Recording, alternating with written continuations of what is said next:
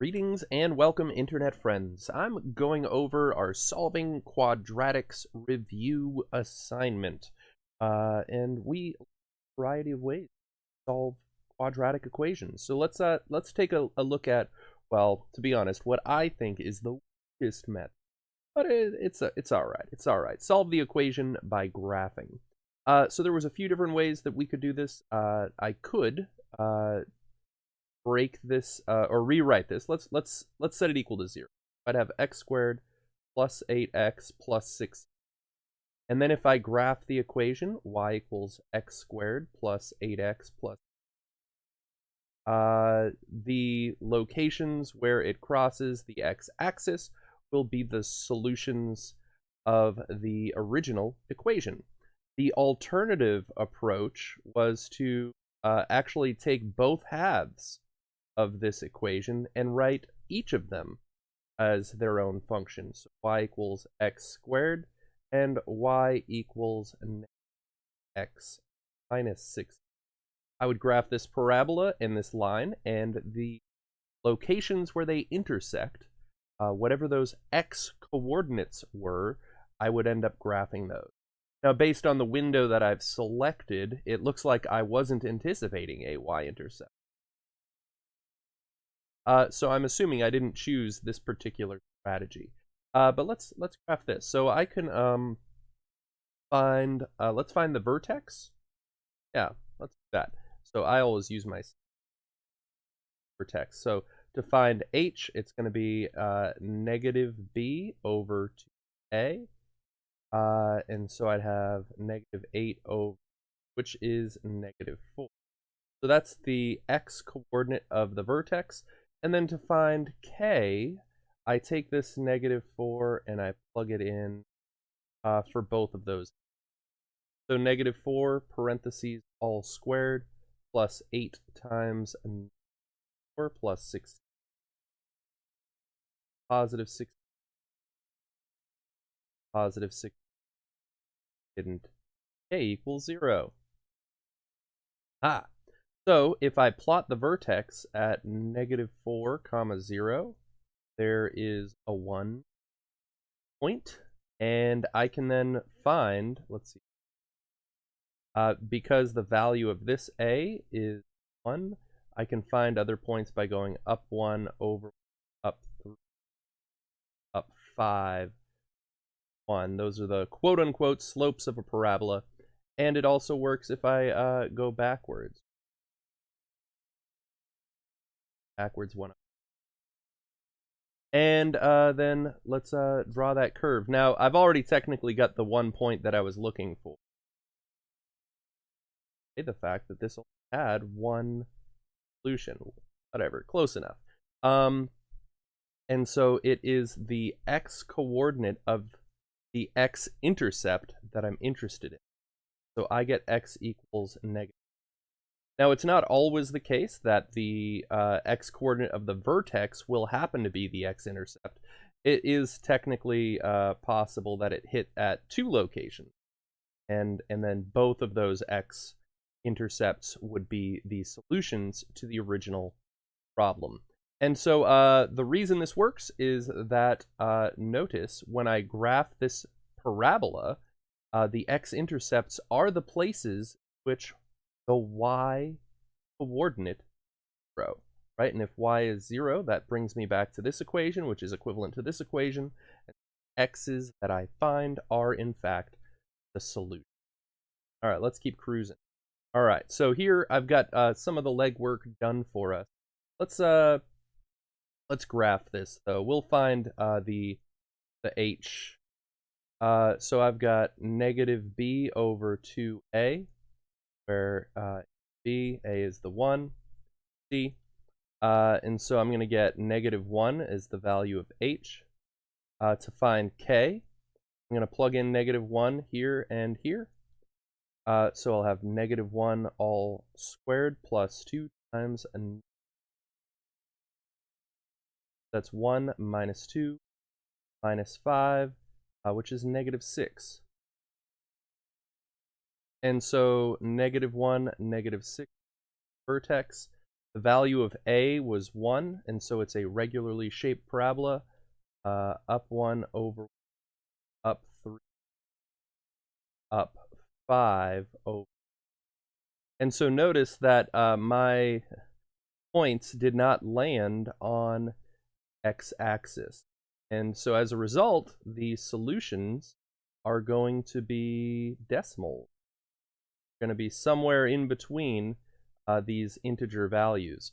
And I happen to pick some inputs, right, between, here's -3, here's -4. So I plugged in some points between -3.5 and -3.2.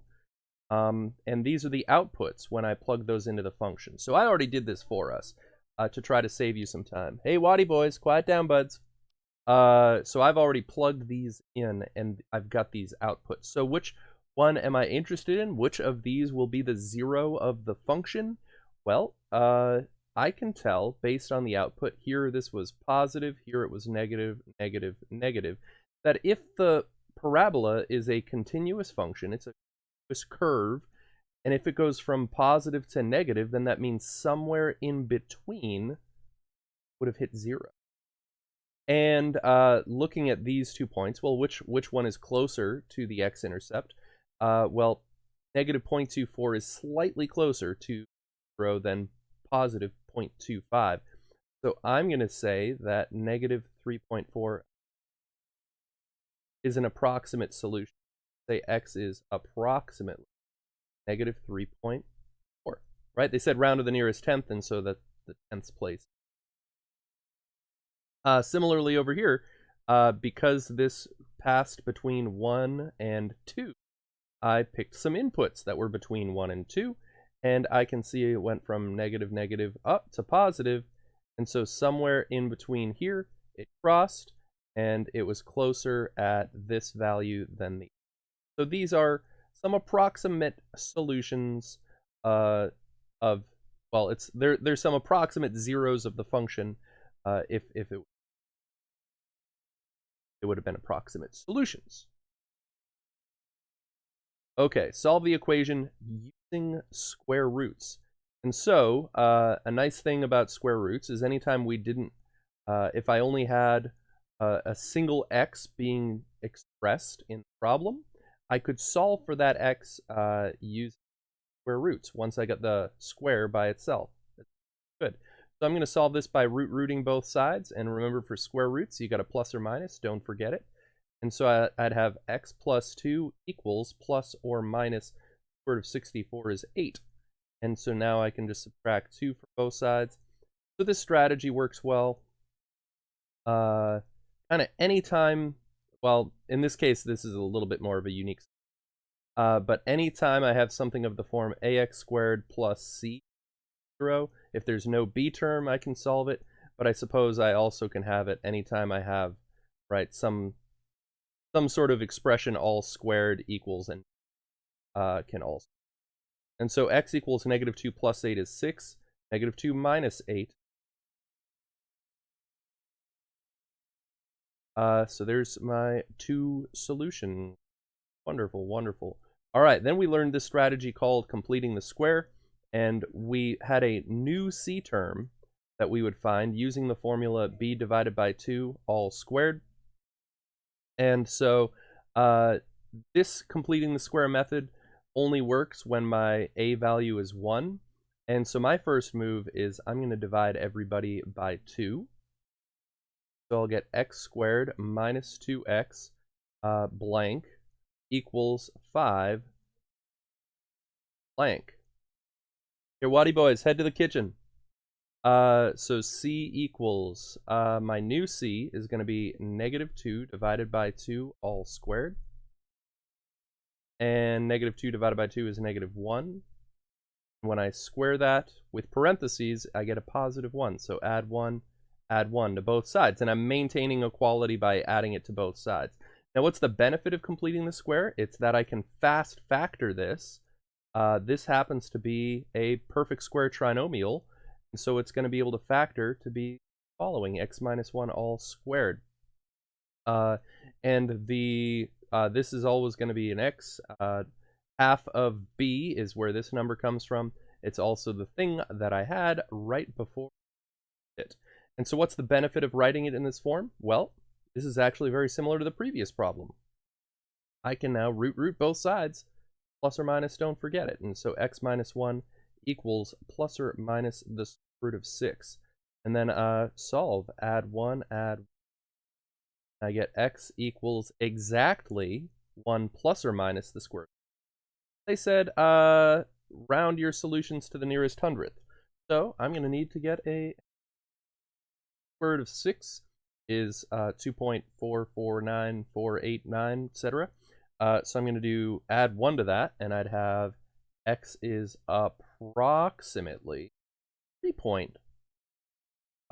let's see, hundredth. Yeah, so let's see, decimal place. 0.45 is one approximation, and if I do 1 minus square root of 6, I get negative 1.5.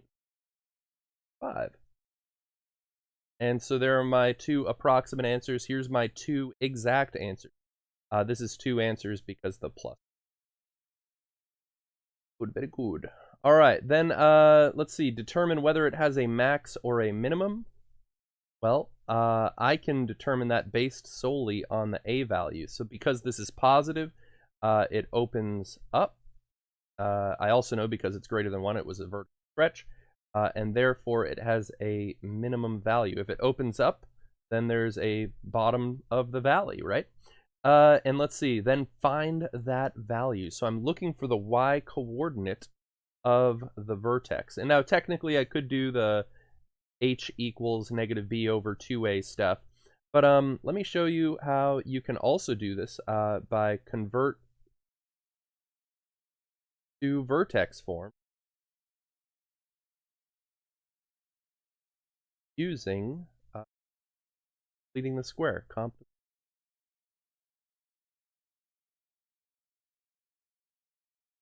All right, so here we go. So y equals 3x squared minus x plus 50. This is actually a little bit sneakier.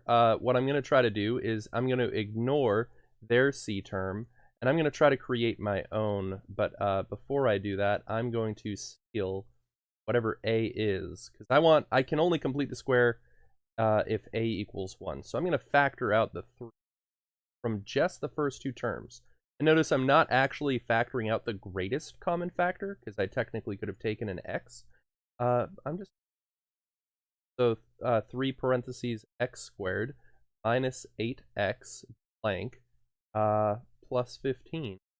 I'm going to leave a foreshadowing a blank there as well. So let's find my new c term. So c equals negative 8 divided by 2 all squared, right? I'm doing b over 2. Negative 4 all squared equals 16. So I'm going to add 16 in the world of parentheses. But in the world of the problem, I'm technically adding 3 times 16, which I believe is 48. And if I'm adding 48 to this side of the equation, I would also have to add 48 to this side of the equation. But I don't want to have something here with y. I want y by itself. So simultaneously, instead of adding 48 over here, I can subtract 48 over here. And technically, I've simultaneously added 48 and subtracted 48 from the same side, adding 0. And adding 0 didn't change anything. All I'm doing is changing the way that it looked. Let me get rid of my scrabble there. So yeah, I want to subtract 48. And this number, by the way, is always just whatever a times my but you'll have to do a little bit of logic to figure so y equals 3 parentheses fast factor, I get x minus 4, half of negative that, and 15 minus 48, and I really don't trust myself this early in the morning to do math. 430, negative 33, I believe. And so looking at this, I have vertex form. H equals positive 4, because it's always the opposite of that. That's the x coordinate of x. and k equals negative 33. And so if that negative 33 is the y-coordinate of the vertex, then it's also the minimum value. And so the minimum is, I guess I can use, equals negative 33. The lowest this parabola ever gets. Everything else from that on, it's heading up towards positive infinity. Nice. Okay, so completing the square, I think, is my favorite way of solving quadratics. But the final method that we learned, which works in all cases, was using the quadratic formula. Let's see. So I'm going to write this in standard form. Tell you what, I'll do negative 5x squared plus 10x minus 5 equals subtracted 5 sides. One of the things I realize, and I don't have to do this, but I realize all of these are divisible by 5, and so I'm going to... And actually, I technically, if I wanted a to be positive, which it doesn't matter, but tell you what, I'm going to divide everybody by negative 5. And so I'd get x squared minus 2x plus 1, 0. And so now that this is in standard form, I have a equals the 1, right? B equals negative 2, and C equals 1. And so what do? Well, I use the quadratic formula, which goes a little something like this. X equals the opposite of B plus or minus the square root B squared minus 4AC all over 2. And so I'm going to literally plug in my A's, B's, and C's into this equation, which we discovered by completing the square. And notice it's going to tell me what x equals, right? It's pretty great. So let's do it. So here we go. X equals the opposite of B plus or minus the square root B squared minus 4A all over. And I get, let's see, positive 2 plus or minus square root of 4 minus 4, divided by 2. This looks like it's only going to have one answer. So that's 2 plus or minus square root of 0 is 0. And so I'll have 2 plus or minus 0 is plus 0 is 2, 2 minus 0 is 2. And 2 divided by 2, I get x equals. And by the way, anytime your answer doesn't have a square root left in it, doesn't have some decimal that is irrational, it means that the original problem was technically factorable, which actually, yeah, this is a perfect square trinomial, oddly enough. So the factors of 1 that added to 2 are 1 and 1. And yeah, I could have solved it another way, but that's fine, that's fine. Okay, another strategy we had was determining the number of x-intercepts, and it's related to the quadratic formula. We had what I think it's a capital D. The discriminant was the b squared minus 4ac part. Discriminant was just the inside of the radical. And because it's inside a radical, I can determine some of the nature of the solution based on whether or not the discriminant is positive, is 0, or is negative. Technically, you also can determine a little bit more if you realize whether or not it is a perfect square. So I've got the following. Find the number of x-intercepts. All right, I'll leave the fraction. So I got a equals negative a half. I've got b equals 2, and I technically have c equals 0 plus 0 there. And so let's plug this into the discriminant. So b squared minus 4 times a times c. 2 squared is 4. 2 negatives become positive. 4 divided by 2 is 2. 2 times 0 is 0. And so I get 4. And because that is positive, that means there are two, well, there's two real solutions if this was equal to 0. But this is a function, and there are two x-intercepts. And because 4 is a perfect square, this additional little is that because it's a perfect square, the square root would become, right, plus or minus 2 in the quadratic formula. I wouldn't have any square roots, and would have meant the original problem is factorable, but you didn't need to. All right. Well, anyways, that's my review for today. Best of luck to you. Okay, bye-bye.